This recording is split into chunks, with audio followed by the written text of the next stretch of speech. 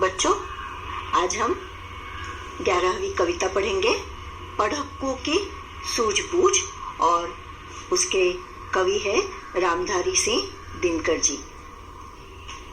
एक पढ़क्कू बड़े तेज थे, तर्क शास्त्र पढ़ते थे, जहाँ न कोई बात वहाँ भी नई बात गढ़ते थे। पढ़क्कू जो बहुत पढ़ता है उसे पढ़क्कू कहा जाता है। तो बड़ा तेज था वो इंसान, बहुत ही होशियार, और तर्क शास्त्र यानी लॉजिक जिसको कहा जाता है वो पढ़ते थे, और ऐसे ऐसे बातें उनके दिमाग से निकलती थी कि क्या बताएं। जहाँ कोई बात हो भी ना भी हो तब भी वहां कोई नई बात निर्माण करते थे, बात का निर्माण वो करते थे और लोगों को बड़ा मजा आता था। अब एक बार क्या हुआ, एक रोज वे पड़े फिक्र में, उन्हें चिंता सताने लगी। समझ नहीं कुछ पाए, कौन सी बात थी जो वो समझ नहीं पाए। ऐसी कौन सी बात एक दिन हुई कि वे चिंता में पड़ गए। बैल घूमता है कोल्हू में, कैसे बिना चलाए। कोल्हू का बैल मतलब दिन रात मेहनत करना। हम जानते हैं कि सिंग या ऐसे जो अनाज होता है जिससे तेल निकलता है, उसको निकालने के लिए एक बैलों को पूरा गोल गोल घुमाया जाता है, बीच में वो सिंग पीसी जाती है और उसमें से फिर तेल निकलता है। तो बैल को गोल गोल घूमना ही होता है, जब तक वो गोल घूमता रहता है उसमें से तेल का निकलना शुरू रहता है। पर ये जो पढ़क्कू था उसके समझ में ये बात नहीं आ रही थी कि बिना चलाए, ऐसे तो हम देखते हैं बैलगाड़ी को चलाने के लिए किसी की जरूरत होती है, और किसी गाड़ी, कार, टैक्सी, हर एक जो साधन है वाहन यातायात का, उसे किसी न किसी के चलाने की जरूरत पड़ती है। पर यहाँ जो ये बैल है, बिना घुमाए बिना किसी के चलाए ये कैसे चलता रहता है। जरूर कोई बात है, जरूर कुछ राज की बात है, ऐसा वो सोच में पड़ गए। कई दिनों तक रहे सोचते, मालिक बड़ा गजब है। इन बैलों का जो रोज जो बैल घूमता है कोल्हू में, तो उसका मालिक बड़ा गजब का है, ग्रेट। सीखा बैल को रखा इसने, निश्चय कोई ढब है। ढब यानी तरीका, निश्चय, जरूरत, अवश्य इसने ऐसी कोई बात मालिक ने बैल को सिखा रखी है जिससे बिना चलाए ही बैल चलता रहता है, गोल गोल घूमता रहता है। फिर सोच सोच के हैरान हो गया। एक दिन उसने सोचा इस बात का जवाब मालिक से ले ही लेते हैं। आखिर एक रोज मालिक से पूछा उसने ऐसे, अजी बिना देखे लेते तुम जान भेद यह कैसे। कि बिना देखे तुम ये भेद कैसे जान लेते हो। कौन सी बात उनको जाननी थी।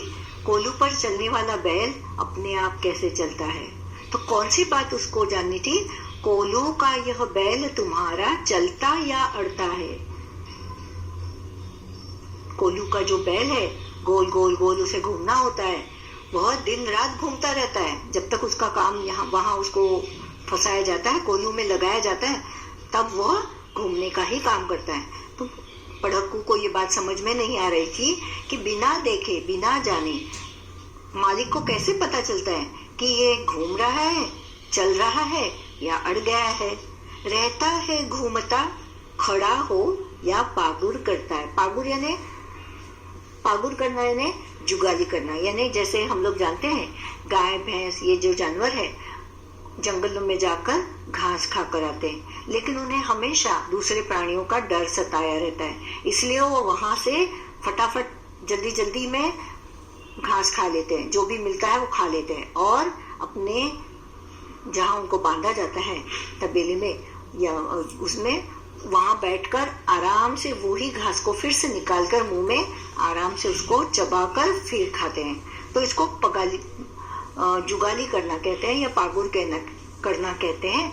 तो पढ़क्कू की बात ये समझ में नहीं आ रही थी कि बिना देखे मालिक को कैसे पता चलता है कि उसका बैल घूमता है, अड़ता है, चलता है या पागुर करता है। मालिक ने यह कहा, अजी इसमें क्या बात बड़ी है, नहीं देखते क्या गर्दन में घंटी एक पड़ी है।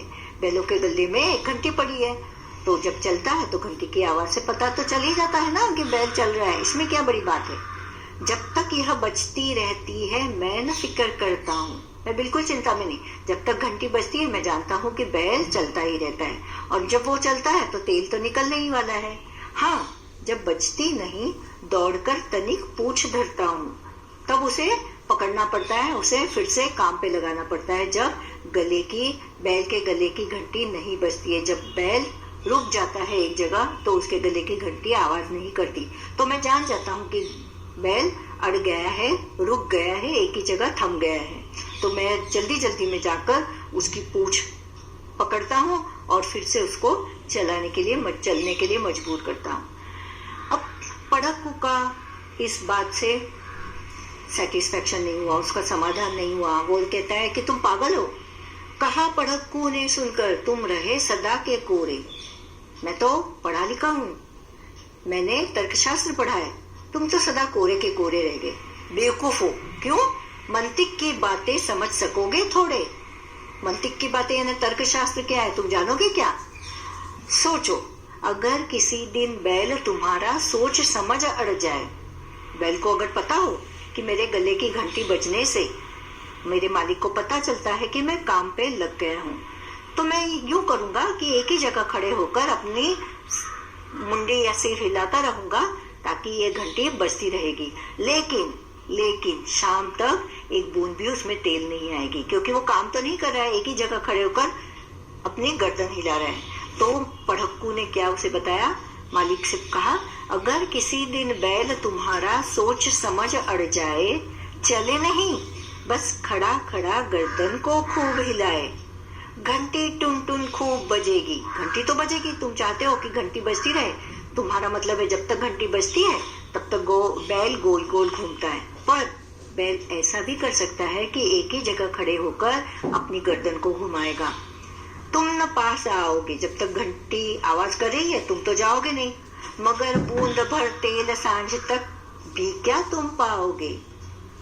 एक ही जगह खड़े होकर बैल अगर अपनी गर्दन हिलाएगा तो टुन टुन की आवाज से तुम समझोगे कि बैल अपना काम कर रहा है, मगर बैल तो एक ही जगह खड़ा है। तो शाम को पता चलेगा कि एक बूंद भी तेल नहीं निकला। मालिक थोड़ा हंसा और बोला कि पड़क्कू जाओ, सीखा है यह ज्ञान जहाँ पर वहीं से फैलाओ। ये बात मेरी समझ में नहीं आती, ये पागलों का ज्ञान है। तुम्हारा जो तर्कशास्त्र है, ये हमारे बैल तो तर्कशास्त्र नहीं पढ़े, उन्हें नहीं पता कि इस तरह से किया जाता है। यहाँ सभी कुछ ठीक ठाक है, यह केवल माया है, झूठ है, फरेब है, ये केवल माया है, ऐसा कुछ नहीं होगा, नहीं हो सकता। क्यों? क्योंकि बैल हमारा नहीं अभी तक मंतिक पढ़ पाया है। तुम्हारा जो तर्कशास्त्र है, तुम पढ़े लिखे हो, तुमने तर्कशास्त्र पढ़ा है, लेकिन हमारा बैल तर्कशास्त्र पढ़ा हुआ नहीं है, इसलिए ऐसा कुछ नहीं होगा, यहाँ सब कुछ ठीक ठाक ही चलता रहेगा। कविता में कहानी। पड़क्कू की सूझ कविता में कहानी कही गई है, इस कहानी को तुम अपने शब्दों में लिखो। एक पड़क्कू व्यक्ति था, बड़ा ही तेज। वह तर्कशास्त्र पढ़ता था, जहाँ कोई बात न भी होती तो नई बात निकाल लेता। एक दिन उसने एक कोल्हू के बैल को देखा जो दिन भर चलकर तेल निकालता रहा। उसका मालिक उसके साथ न होते हुए भी बैल अपना काम ईमानदारी से करता। पड़क्कू को यह बात कुछ अजीब लगी। उसे लगा कि जरूर मालिक ने बैल को अलग तरीका सिखाया है। अपनी जिज्ञासा पूरी करने वह बैल के मालिक के पास गया और पूछा, बिना किसी के चलाए तुम्हारा बैल चलता कैसे है, और अगर यह रुक जाए तो तुम्हें पता कैसे चलेगा?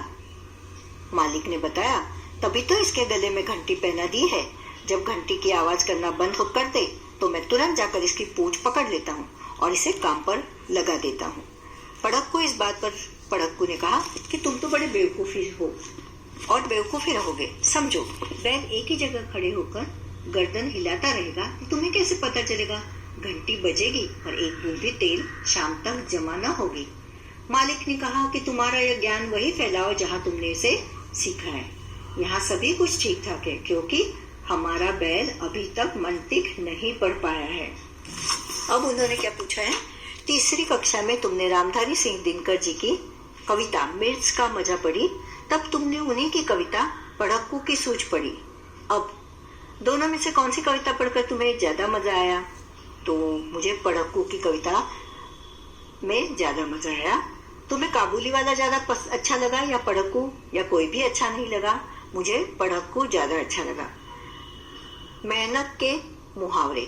कोल्हू का बैल ऐसे व्यक्ति को कहते हैं जो कड़ी मेहनत करता है या जिससे कड़ी मेहनत करवाई जाती है। मेहनत और कोशिश से जुड़े कुछ और मुहावरे नीचे लिखे हैं, इनका वाक्य में इस्तेमाल करो। दिन रात एक करना। वाक्य में प्रयोग। बच्चे को डॉक्टरी पढ़ाने के लिए मोहन ने दिन रात एक कर दिया। पसीना बहाना। किसान खेतों में पसीना बहाकर अनाज उगाता है। एड़ी चोटी का जोर लगाना। अच्छी नौकरी पाने के लिए राज ने एड़ी चोटी का जोर लगाया। पढ़क्कू का नाम पढ़क्कू क्यों पड़ा होगा? पढ़क्कू बहुत पढ़ता होगा, इसलिए उसका नाम पढ़क्कू पड़ा होगा। तुम कौन सा काम खूब मन से करना चाहते हो, इसके आधार पर अपने लिए भी पढ़क्कू जैसा कोई शब्द सोचो। मुझे सबसे बातें करना, गप्पे मारना अच्छा लगता है, उसके आधार पर मुझे लगता है कि मेरा नाम होगा गप्पू। अपना तरीका। हाथ जब बचती नहीं दौड़कर तनिक पूछ धरता हूँ। पूछ धरता हूँ का मतलब पूछ पकड़ लेता हूँ। नीचे लिखे वाक्यों को अपने शब्दों में लिखो। क, मगर बूंद भर तेल सांझ तक भी क्या तुम पाओगे? और उत्तर है, सांझ तक बूंद भर तेल भी तुम नहीं पाओगे। बैल हमारा नहीं अभी तक मंथिक पढ़ पाया है। हमारा बैल अभी तक मंथिक नहीं पढ़ पाया। सिखा बैल को रखा इसने निश्चय कोई ढंग। इसने अपने बैल को अवश्य ही कोई तरीका सिखाया है। जहाँ न कोई बात वहाँ भी नई बात गढ़ते थे। जहाँ कोई बात न हो ऐसी जगह भी नई बात बनाते थे। पढ़क्कू नई नई बातें गढ़ते थे। बताओ ये लोग क्या गढ़ते हैं? अब सुनार जो है जेवर गहने गढ़ता है। कवि कविता गढ़ता है। लुहार लोहे के औजार और लोहे के बर्तन बनाता है। कुम्हार मिट्टी के बर्तन बनाता है। ठठेरा बर्तन बनाता है और लेखक कहानियां गढ़ता है। नीचे दिए गए शब्दों के अर्थ अक्षर जाल में खोजो। यहाँ उन्होंने ढब शब्द दिया है पहला, उसका मतलब है तरीका। भेद राज। गजब कमाल। मंतिक तर्कशास्त्र और छल धोखा। धन्यवाद।